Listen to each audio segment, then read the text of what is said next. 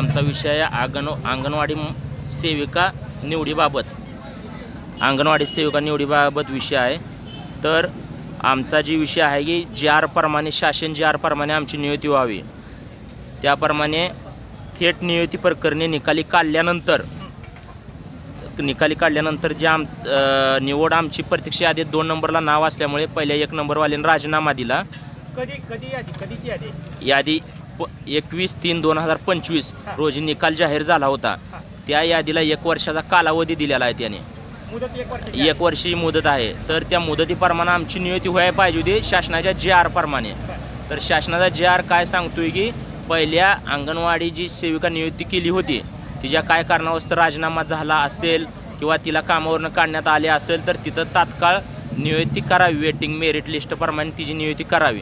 पण ती नियुक्ती करण्यात टाळाटाळ का करत आहेत ही राहुल चव्हाण पंढरपूर बालविकास प्रकल्प अधिकारी ही काय आम्हाला मार्गदर्शन देत नाहीत किंवा काही येत नाही. ते उडवाउडवीची उत्तर देतात.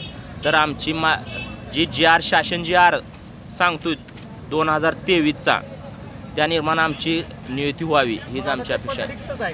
ती पद आता रिक्त आहे सध्या. कास्टवेद काय नाही त्याच्यात. कास्टवेद काय नाही. जे असेल ती मेरिट लिस्ट प्रमाणे आहे. आमचं मेरिट लिस्टला नाव आहे. त्या मेरिट लिस्टच्या नावाप्रमाणे आम्हाला ती पद भरून भेटावे. शासनाच्या JR प्रमाणे 30 दिवसाच्या आत पद भरायचं होतं. तर आज त्यांना कामावरून काढून बी 1-1.5 महिना झाला असेल आणि त्यांनी स्वतः राजीनामा दिवाळीत येऊन दिलेला आहे. ती पहिली जी मदतनीस सेविका होती ती जेल पोलीस नियुक्ती झाल्यामुळे तिनं राजीनामा दिलेला आहे. तरी अजून यांनी काय कोणाची नियुक्ती केली नाही आणि शासनाच्या JR प्रमाणे आमची नियुक्ती व्हावी. जी उपोषण कार्यकर्ते वशिलाबाजी ही काय वाटत नाही आमची काय. पण टाळाटाळ करते म्हणजे त्यातनं एक संशय आम्हाला बळगतोय की ह्याच्या होऊ शकतं. कारण आमचं JR प्रमाणे आमची नियुक्ती होत असताना आमचे काय करत नाहीत. म्हणजे यात काय तर वशिलाबाजी होत असेल किंवा काय ना दबाव टाकला जात असेल त्याच्यामुळे ते करत असतील ना. JRच्या व्यतिरिक्त पळते ती म्हणजे काय तर असेलच असा आमचा अंदाज आहे. न्याय नाही मिळाला तर काय करणार? नाही मिळालं तर आम्ही हाही करूच. शेवटी आमच्या दबाव टाकायचा चालू आचारसंहितेचा ह्याचा त्याचा. तुम्ही आचारसंहिते ह्याच्यात बसलाय पण आम्ही त्याला न डरता आम्ही ही करूनच्या करून परत ह्याने आमच्या विरोधात निकाल गेला तर आम्ही कोर्टात जाऊ. कोर्टात न्याय मागू. त्याच्या हिशोबाने आम्ही करणारच आहे.